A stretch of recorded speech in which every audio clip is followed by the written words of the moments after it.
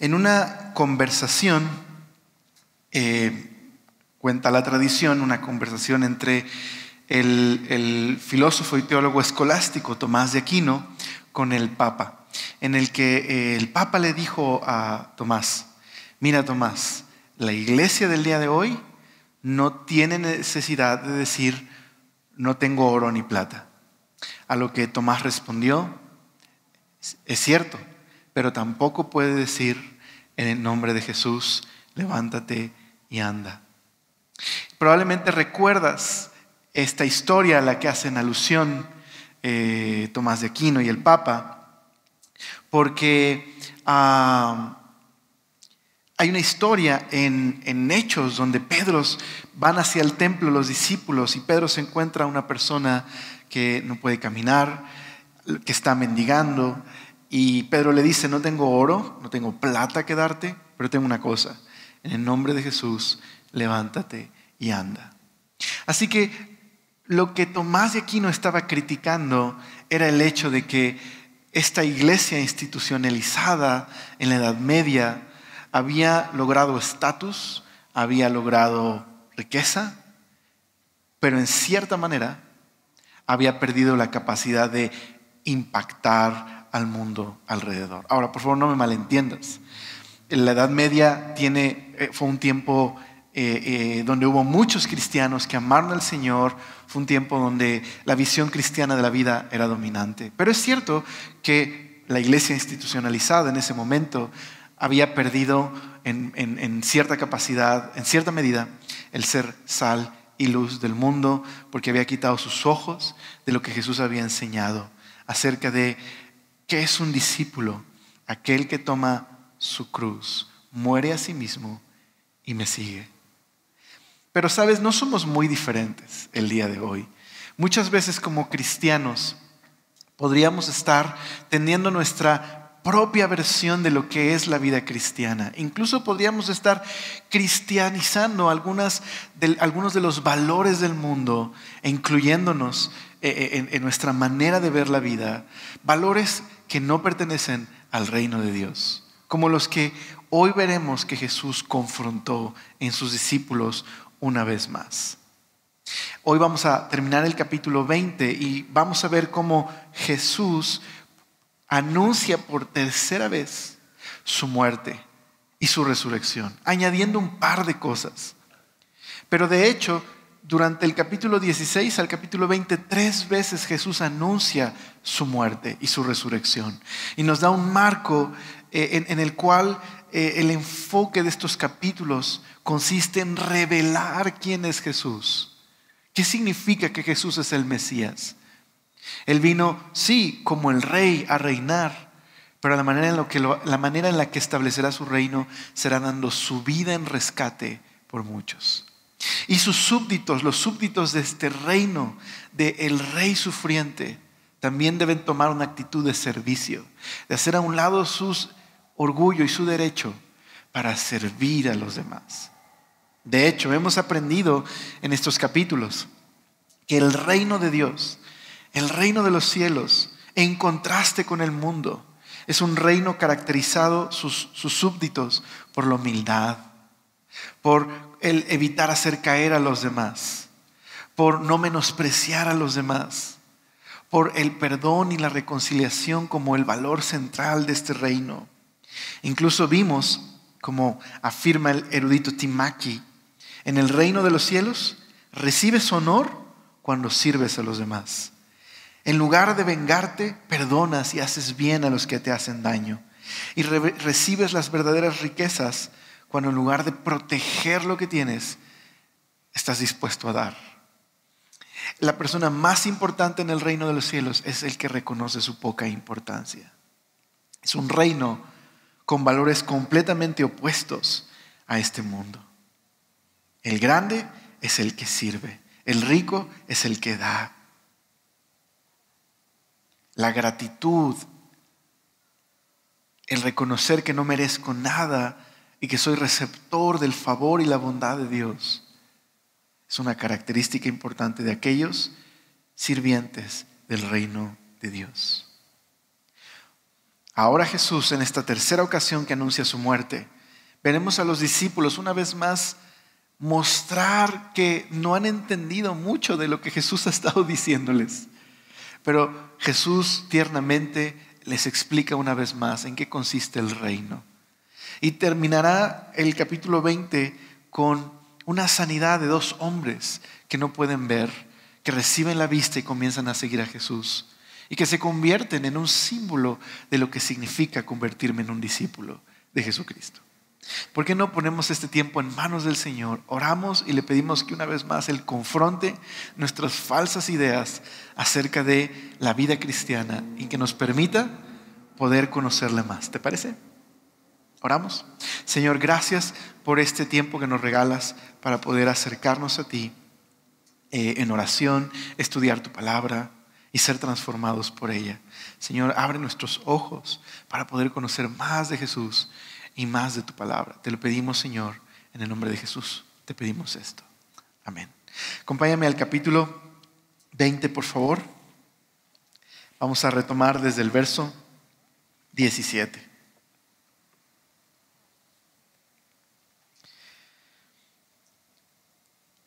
Dice así: subiendo Jesús a Jerusalén, tomó a sus 12 discípulos aparte en el camino. He aquí subimos a Jerusalén, y el Hijo del Hombre será entregado a los principales sacerdotes y a los escribas, y lo condenarán a muerte. Y le entregarán a los gentiles, para que le escarnezcan, le azoten y le crucifiquen. Mas al tercer día resucitará. Jesús anuncia por tercera vez su muerte. Y en esta ocasión Jesús añade más detalles.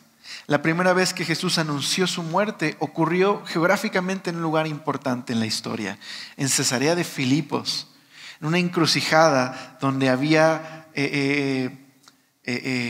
muchos templos a otros dioses, donde era una especie de punto de contacto entre la filosofía, la religión, el poder de Roma. Y es ahí donde Jesús le hace una pregunta a los discípulos: ¿qué piensan las personas acerca de quién soy? Pero luego Jesús le pregunta a ellos: ¿y ustedes? ¿Quién dicen que soy? Y es ahí donde Pedro responde: tú eres el Mesías, tú eres el Cristo, tú eres el Hijo de Dios. Y Jesús elogia a Pedro porque Dios le reveló esta verdad acerca de Jesús. Pero luego Jesús le afirma: ok, bien Pedro, soy el Mesías. Déjame decirte cuál es la misión del Mesías.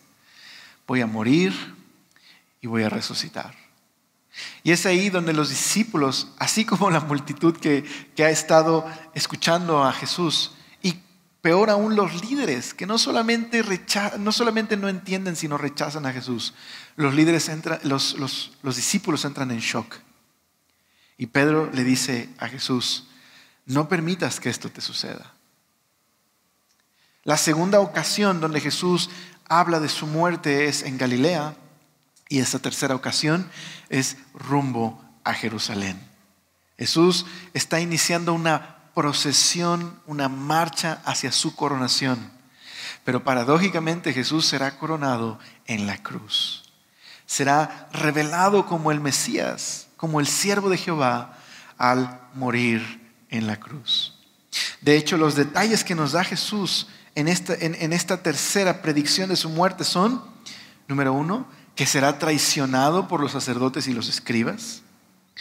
Número 2, que será crucificado por los gentiles, por las autoridades romanas. La razón es que los líderes judíos no tenían poder para dar pena de muerte. En este momento, Palestina está bajo los romanos y eran los únicos que podían ejercer la pena de muerte. Por esa razón, los líderes lo van a traicionar y lo van a entregar a los gentiles, los romanos, quienes van a ejecutar a Jesús. Se nos habla del tipo de muerte que tendrá Jesús. Va a ser crucificado, traicionado y crucificado. Y un detalle más: ya no solo habla de su sufrimiento personal. Jesús dice a los discípulos: he aquí, subimos a Jerusalén. Jesús En otro evangelio, en el evangelio de Juan, que registra una conversación en el aposento alto con los discípulos, una conversación de mayor profundidad e intimidad que la que tenemos en Mateo, Jesús le dice a los discípulos: los van a perseguir por mi causa, porque a mí me aborrecen, los van a aborrecer a ustedes. Y habrá incluso quienes piensan que sirven a Dios al matarlos. Pero se los estoy diciendo desde antes, para que sepan la verdad y para que entiendan que Jesús vino a morir, a dar su vida, pero que Él también va a resucitar. Jesús les dice a los discípulos: el mundo, el día que crucifique a Jesús, el mundo se va a alegrar, ustedes van a llorar. Pero no se preocupen, me volverán a ver, van a tener gozo y nadie se los va a quitar. Así que Jesús les dice: subimos a Jerusalén. Ahora, a los discípulos esto está causándoles un gran shock en su cabeza. Tanto así que no escuchan a Jesús. No le prestan atención a lo que Jesús les está diciendo. Verás, el concepto que tenían los discípulos, y no solo ellos, el concepto popular del Mesías era un líder político, militar, que vendría, destruiría a los enemigos de Israel, en este caso Roma, y establecería el reino de David en la tierra. El reino de Dios en la tierra. El rey sería un descendiente del rey David. ¿Qué tiene que ver con eso? Ese reino y esa gloria de ese reino con que Jesús anuncia que será traicionado y crucificado?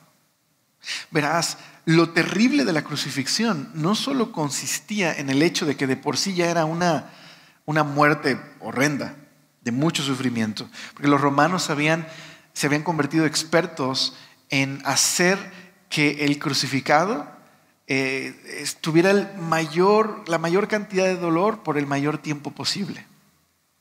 Y aunque Jesús en realidad moriría de hecho muy pronto, y eso sorprendería a todos, y había un plan en eso, lo veremos más adelante, lo terrible de la cruz no solo era el tipo de muerte, sino quiénes morían crucificados: los criminales. Y eran exhibidos públicamente como ejemplo. Eran crucificados desnudos, humillados frente a todos. ¿Qué tiene que ver la gloria y la dignidad que se esperaba del Mesías con un Mesías crucificado, humillado públicamente? ¿Me explico? Era un shock para los discípulos. Y no están escuchando a Jesús. Déjame usar esta palabra. Están ciegos a las palabras de Jesús. No escuchan, no entienden todavía. Lo van a hacer y lo van a experimentar también. Pero en este momento Jesús está desafiando lo que ellos esperan de Jesús.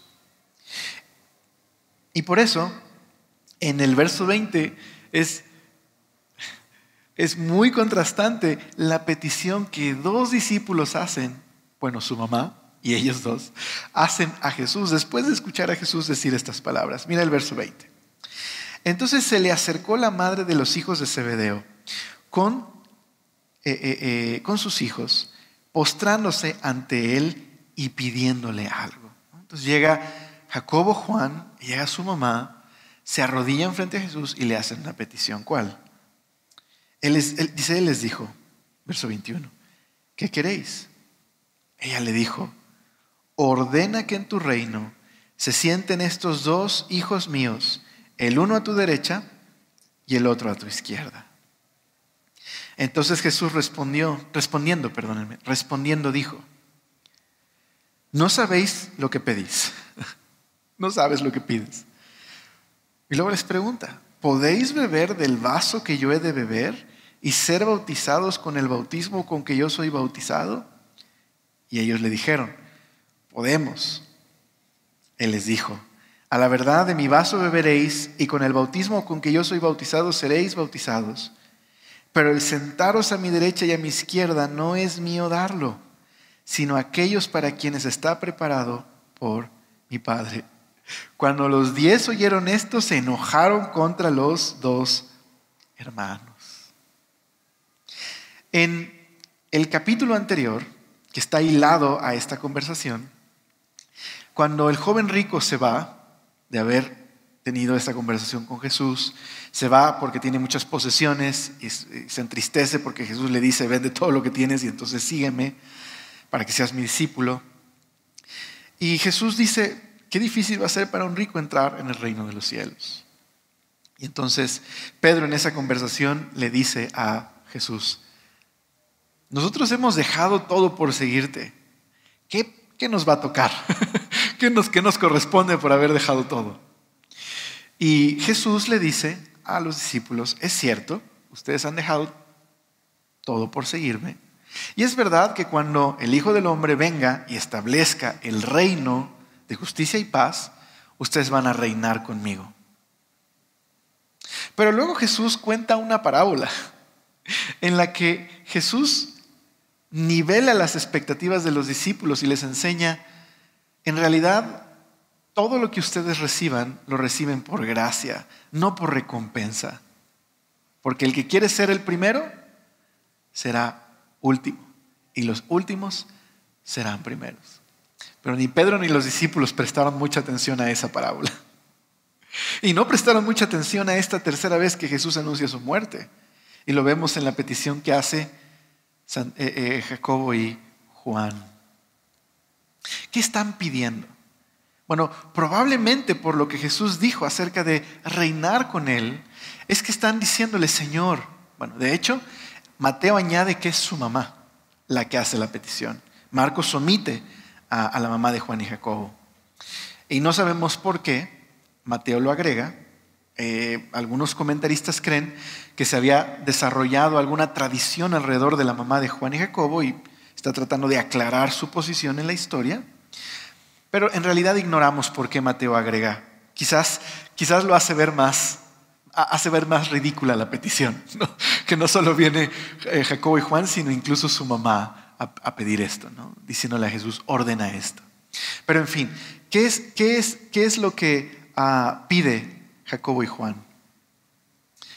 Señor, cuando venzas a Roma y a todos tus enemigos en esa gran batalla gloriosa donde resultarás el vencedor y establecerás tu reino en esta tierra, que mi hermano y yo, dentro de los 12, tengamos los lugares de mayor honor a tu lado.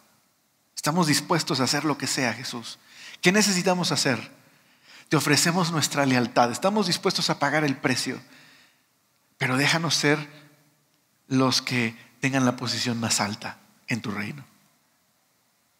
Digamos que estos discípulos están mostrando todavía una lealtad condicional, ¿no? Señor, vamos contigo para allá. Va a ser difícil, vencerás, lo sabemos, tú triunfarás. Te somos leales más que ellos. Déjanos tener las posiciones de mayor honor. Y Jesús, tierno y firme como es, les dice: ustedes no tienen ni idea de lo que están pidiendo. Y en realidad no tenían idea. Y luego les hace una pregunta: ¿pueden beber de la copa que yo voy a beber?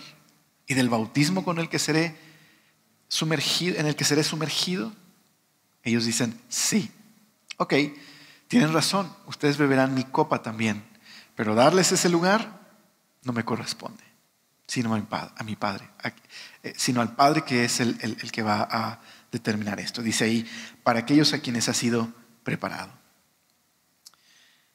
¿Qué es esto de beber mi copa? ¿A qué se refiere Jesús con beber su copa? Bueno, en el Antiguo Testamento se hablaba de la justicia divina. Cuando Dios entra en acción para juzgar el pecado y el mal en el mundo, se hablaba metafóricamente de esa acción de Dios como beber su copa, la copa de la indignación o de la ira de Dios. Hay un pasaje, no lo busques, pero Jeremías 25, en los primeros capítulos de Jeremías hasta el 24, Jeremías denuncia el pecado y la rebelión de Israel, de la nación, del pueblo del Señor. Y anuncia el fin del templo.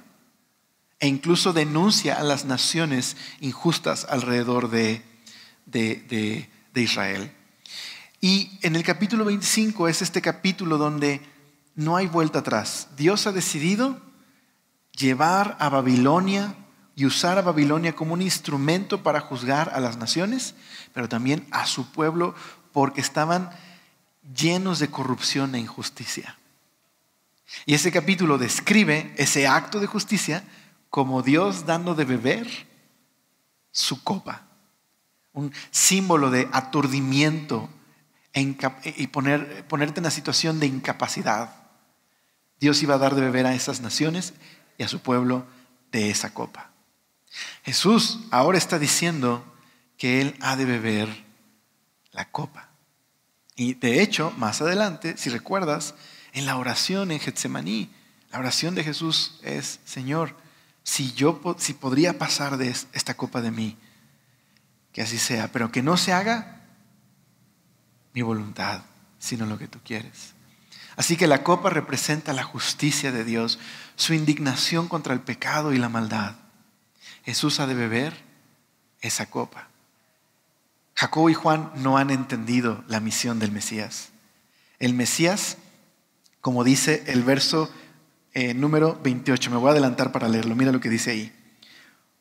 El Hijo del Hombre no vino para ser servido, sino para servir y dar su vida en rescate por muchos. Esa es la misión del Hijo del Hombre, del Mesías. Así que los discípulos van a compartir el sufrimiento de Jesús. Y lo veremos en un momentito más. Pero los demás discípulos que oyeron a Jacobo y Juan se enojan, se molestan cuando escuchan la petición. Ahora, no creas que se molestan porque están pensando en qué torpes son, que no han entendido nada de lo que dijo Jesús. No, están enojados porque se les adelantaron, ¿me explico? Están enojados porque ellos quieren tener el primer lugar. No han entendido que Jesús dijo: los primeros serán últimos y los últimos serán primeros. Todavía quieren el primer lugar. No han entendido. Están ciegos todavía, pero no por mucho. Así que Jesús ocupa esta situación para una vez más enseñarles de qué trata el reino de Dios.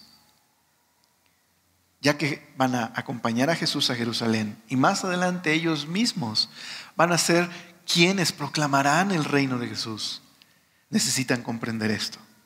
Mira lo que dice el verso 25.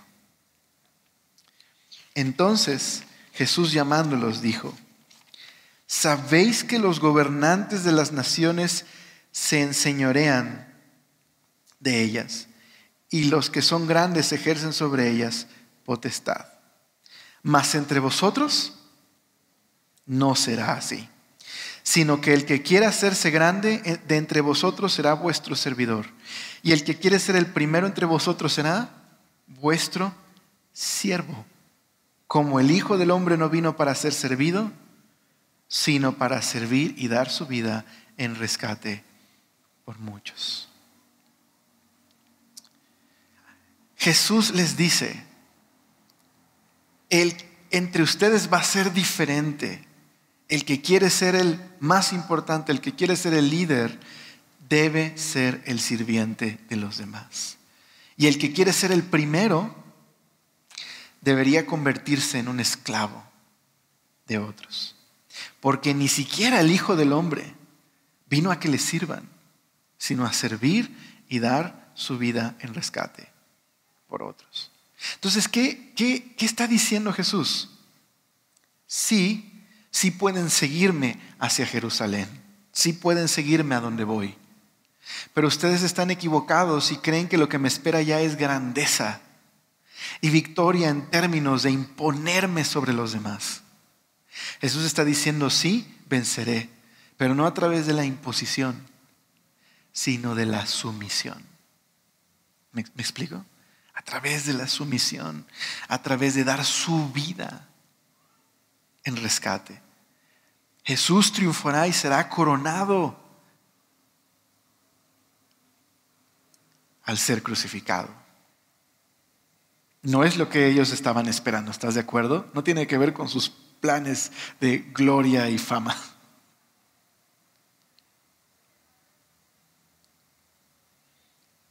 Así que Jesús hace una gran distinción entre el concepto que tiene el mundo de grandeza, de importancia, de influencia, con el concepto del reino de Dios sobre quién es grande, quién es importante. Ahora, ¿sabes?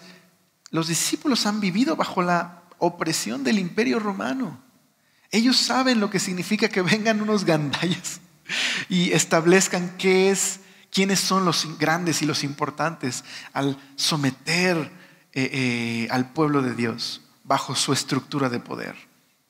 En la visión de la época de Jesús, la visión acerca de quién es el más importante, quién es el grande, esa visión mundana era no el que sirve, sino el que se impone, el que tiene más fuerza, el que gobierna. Él es importante, Él es influyente. Así que la posición, la autoridad, gobernar, imponerme, era una ambición muy valorada por los romanos y muy valorada en la cultura del tiempo de Jesús. Pero no solo en ese tiempo, ¿estás de acuerdo? Aún el día de hoy, la influencia, la posición, el imponerme sobre otros, gobernar, influir, tener, son los valores de nuestra cultura. Jesús dice, esos no son los valores del reino de Dios. Porque ni aún el rey de este reino vino a ser servido, sino a dar su vida en rescate por muchos. Entonces, en el mundo, el de mayor posición es el que gobierna, ¿verdad? El que ejerce el poder es el que gobierna. En el reino de los cielos, el que tiene el poder es el que sirve y se humilla. El que es influyente y grande es el que sirve y se convierte en un esclavo de los demás. ¿Qué concepto tan diferente? Ahora, déjame hacer un pequeño paréntesis. No es que Jesús está enseñando que la autoridad es mala, ¿ok? No es que Jesús está diciendo hay que destruir todas las estructuras de autoridad. No está enseñando eso, ¿ok? No está enseñando en sí que la posición o la influencia o la autoridad sea mala. De hecho, ¿de dónde proviene el concepto de autoridad? Es una creación de Dios. Dios creó este mundo y creó al ser humano para ejercer autoridad en el mundo. Eso es lo que dice Génesis capítulo 1. Dios creó al hombre a su imagen para señorear el mundo, para gobernar el mundo. Pero el concepto de señorío en la Biblia es muy diferente. En el capítulo 2 ves a Adán puesto en el jardín para gobernar. ¿Cómo? Cultivando, sirviendo, trabajando para extender la bondad del jardín de Edén a toda la tierra. Es lo que los eruditos llaman el mandato cultural.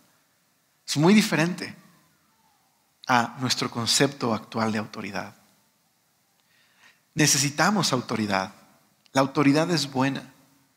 Así que lo que más bien Jesús está desafiando, señalando, confrontando, es el hecho de que en un mundo caído como el nuestro, en un mundo bajo la corrupción y la influencia del pecado, raramente alguien que ejerce autoridad lo hace sin una ambición personal. Rara vez lo hace. La mayoría de las veces, normalmente, ejercemos autoridad para un beneficio personal. Definimos el bien y el mal a nuestra manera, para nuestro bien a expensas de los demás. Y cuando se forman estructuras de autoridad así, como dice Jesús, ejercen potestad sobre otros. Y esto causa sufrimiento en el mundo. Jesús dice los valores del mundo y su manera de ejercer la autoridad no aplica en el reino de Dios. No son los valores del reino de Dios. Los servidores y los esclavos en Roma estaban en la categoría más baja de la sociedad, ¿ok? La más baja. Los más insignificantes. Pero Jesús pone las cosas al revés y llama grandes y primeros a los que sirven como esclavos. ¿No notaste eso? En el mundo los que sirven,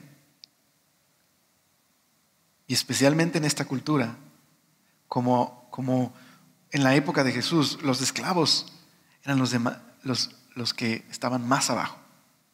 Pero Jesús toma esa posición. Ojo, no es que Jesús está exaltando la esclavitud, ¿okay? Sino la posición de servicio, el servir a otros. Toma esa posición despreciada y la pone hasta arriba. Dice, en el reino de Dios, los grandes, los importantes, son los que sirven a otros. Qué confrontante, ¿estás de acuerdo? Porque creo que cuando escuchamos a Jesús decir esto, siempre pensamos en alguien más. Esto lo deberían oír, ¿no? Pero quizás deberíamos meditar por un momento en nuestra vida y en casa, en nuestros propósitos de año nuevo, que ahorita vamos a hablar de eso. Soy un discípulo de Jesús que valora la humildad, el servicio, o en realidad en lo profundo de mi corazón valoro el ser visto, valoro el imponerme sobre los demás, valoro tener la razón siempre, a veces descaradamente y a veces sutilmente, pero lo valoro. Se convierte en algo importante en definir quién soy y qué es importante. Se convierte en un tesoro de mi corazón. Ser escuchado.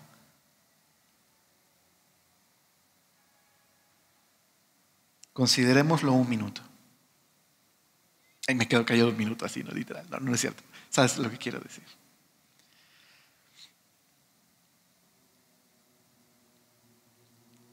Ahora Jesús remata toda esta enseñanza con su ejemplo. Porque Jesús mismo dice en el 28, aquí está el corazón de la misión del Mesías, aquí está el corazón del Evangelio.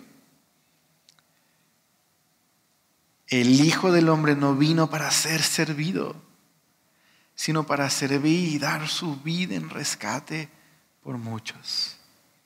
¿Quién es el Hijo del Hombre? Pues esta figura mesiánica del capítulo 7 de Daniel, que dice, en una versión sencilla, que se le dio, mira esto, autoridad, honra, soberanía sobre todas las naciones del mundo, para que lo obedezcan de toda raza, nación y lengua. Que su gobierno no tendrá fin porque es eterno y su reino jamás será destruido. Este es el Hijo del Hombre, que marcha triunfalmente hacia Jerusalén y que tendrá la victoria a través de su humillación y su sacrificio y su servicio para dar su vida en rescate por muchos.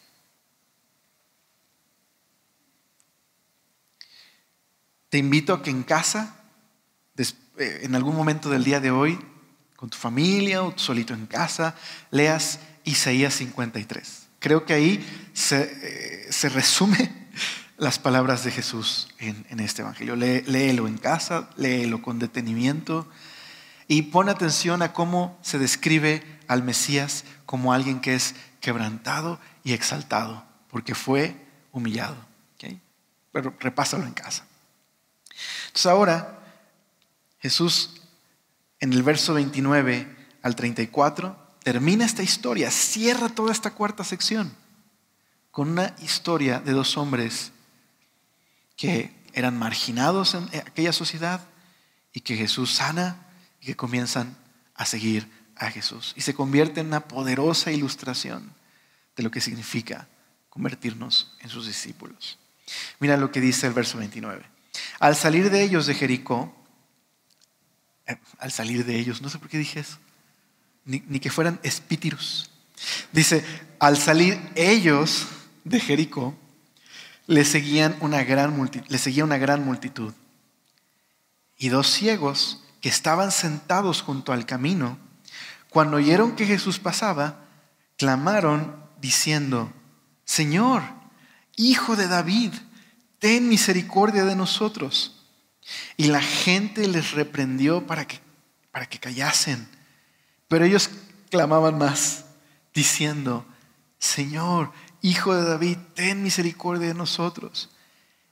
Y mira esto, deteniéndose Jesús, los llamó y les dijo, ¿qué queréis que os haga? Ellos le dijeron, Señor, que sean abiertos nuestros ojos. ¿Notas de qué manera lo dicen? Que sean abiertos nuestros ojos. Entonces Jesús, compadecido, les tocó los ojos y enseguida recibieron la vista. ¿Y qué dice? Y le siguieron. Ahora, esta es la última historia porque a partir del capítulo 21 es la entrada triunfal, ¿ok? Presta atención a esta última historia a la que Mateo hace énfasis antes de narrar la pasión. Ok, hay dos hombres entre una multitud que no pueden ver, son ciegos. Y surge un contraste con una multitud que está siguiendo a Jesús hacia Jerusalén, con estos dos hombres que cuando escuchan que Jesús está ahí, comienzan a clamar y darle un título a Jesús. Hijo de David, con una petición, ten misericordia de nosotros. Ahora, ¿qué hace la multitud? Cállense, los reprenden, cállense. Y ellos gritan más duro. ¿Te recuerda alguna otra escena? ¿Te acuerdas cuando los papás traían a sus hijos a Jesús? ¿Qué hacían los discípulos? ¡Shh! ¡Ey! Para allá, no estorben. Es exactamente la misma escena. Como los discípulos, esta multitud no entiende todavía quién es Jesús. Todavía están pensando que Jesús va a Jerusalén a destruir a sus enemigos y a establecer un reino. Esta es la multitud que cuando entran a Jerusalén van a cantar Hosana, Hosana al que viene en el nombre del Señor. Pero en realidad no entienden quién es Jesús. ¿Sabes? Las personas que tenían algún padecimiento como estos dos hombres eran mucho más vulnerables en ese tiempo que el día de hoy. No había algún tipo de clínica o algún tipo de ayuda especial para las personas que tenían alguna situación así. Y por eso muchas personas que padecían alguna enfermedad se dedicaban a mendigar porque no había otra manera de salir adelante. Así que estos hombres en esta sociedad eran un cero a la izquierda. Eran vistos como insignificantes. Por eso la multitud los calla. ¡Ey! Cállense, solo estorban aquí. ¿No ven que Jesús va hacia su triunfo? Cállense. Pero ¿no te parece lo más bello que Jesús se detiene para hablar con ellos? ¿Qué está haciendo Jesús? Le está dando gran valor y dignidad a dos personas que no tenían dignidad en esa cultura. Dos personas que Dios ama porque Dios creó a su imagen, que Jesús vino a salvar y a rescatar. Y le da tanta importancia a estos dos. Una vez más, qué contraste, ¿verdad? Los reyes de este mundo ejercen potestad sobre los demás. Entre ustedes no será así. Yo vine a servir.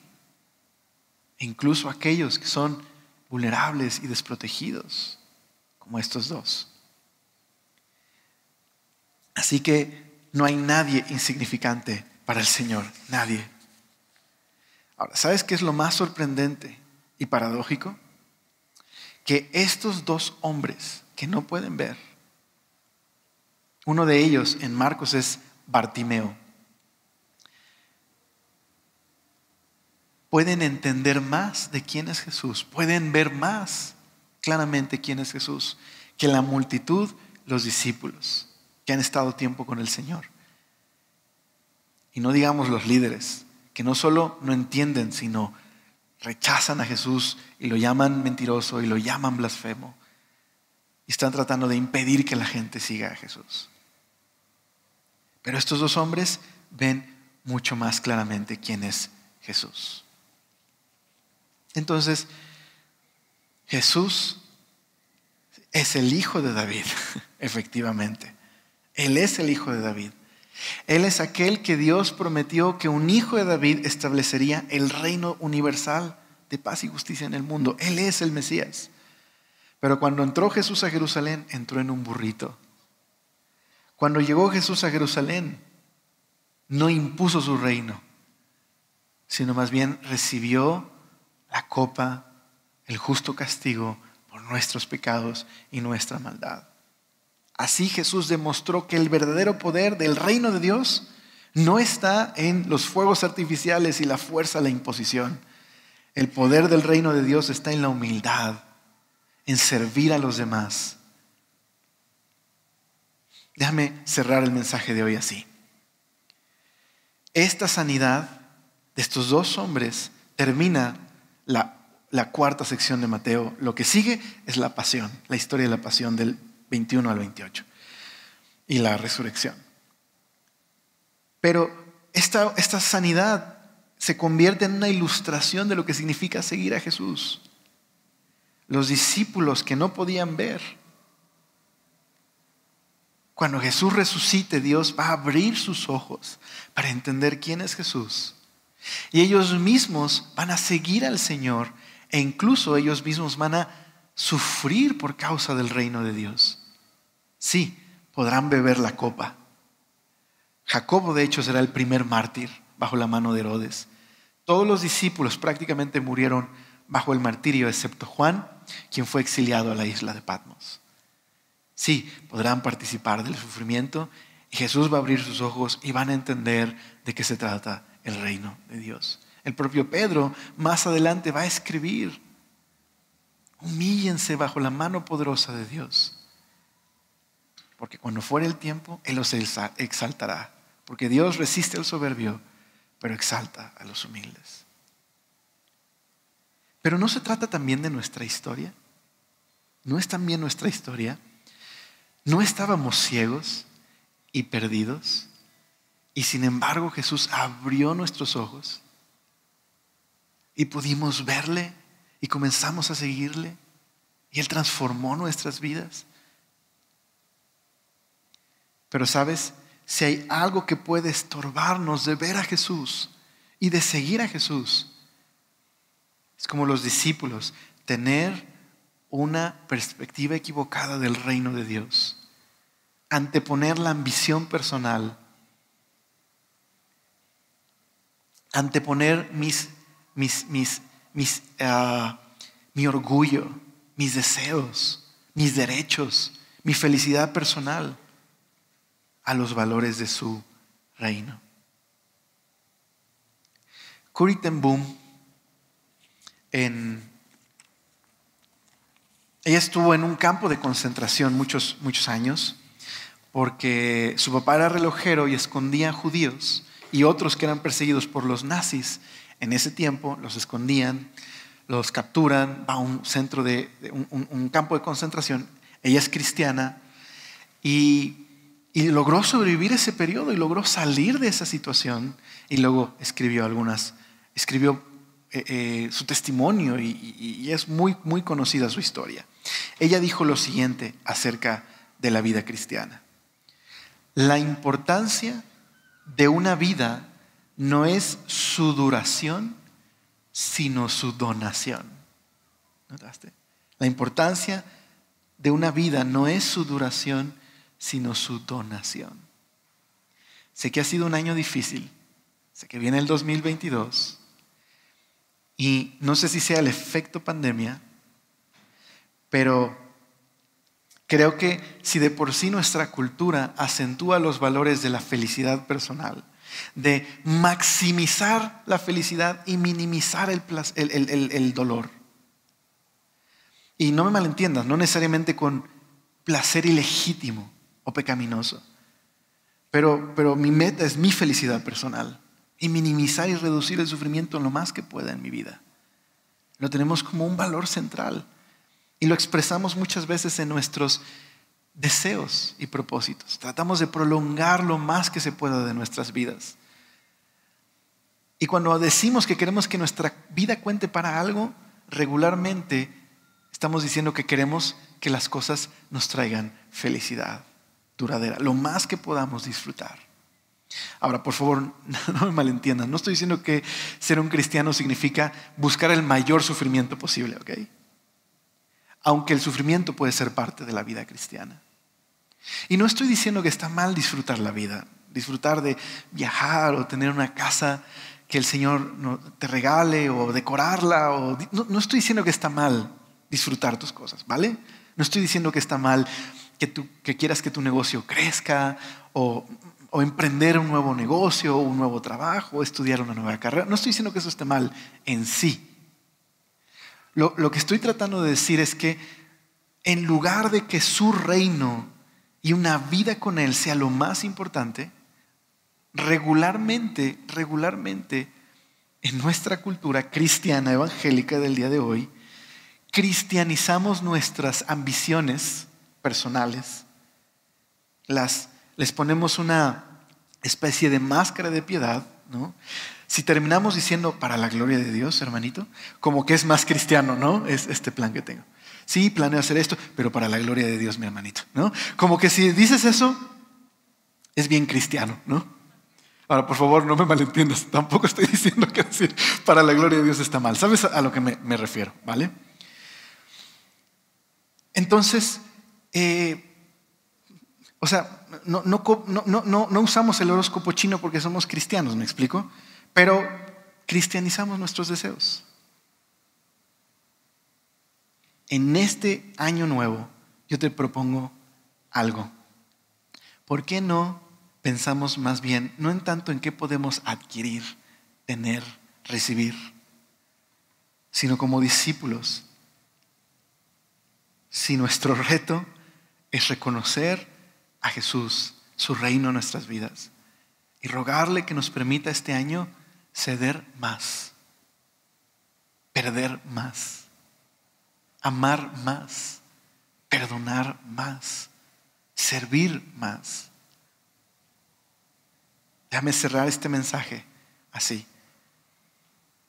La primera vez que Jesús anunció acerca de su muerte y su resurrección, Jesús confrontó a Pedro diciéndole: si alguno quiere ser mi discípulo,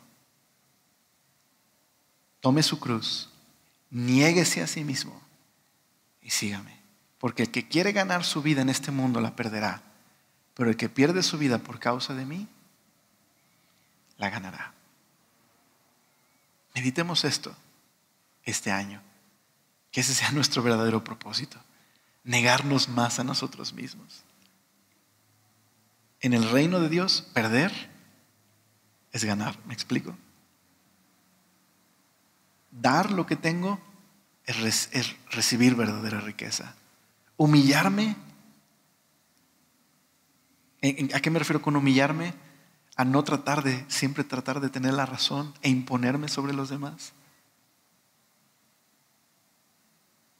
Es la verdadera grandeza en su reino. ¿Qué onda? ¿Están de acuerdo? Chóquenlas. Puñito. Híjole. Que Dios nos ayude, nos dé su espíritu para poder hacer esto. ¿Te parece si oramos para pedir que el Señor nos ayude? Señor, gracias por ser tan bueno y por invitarnos a una vida contigo, a una vida de rendirnos más, a una vida de experimentar el verdadero poder de la cruz, el poder de la resurrección en nuestra vida. Ayúdanos, Señor, este año a poder hacer a un lado cada día más y más nuestro egoísmo y nuestro orgullo. Perdónanos cuando manchamos, Señor, nuestras supuestas buenas intenciones, pero en realidad está llena esas intenciones de ambiciones personales, de una búsqueda solo de nuestra felicidad personal. Ayúdanos más bien a buscar hacer felices a otros, buscar servir a otros, buscar rendirnos más y más, Señor, soltar más para ganar más en realidad de tu amor, de tu paz. Ayúdanos, Señor, este año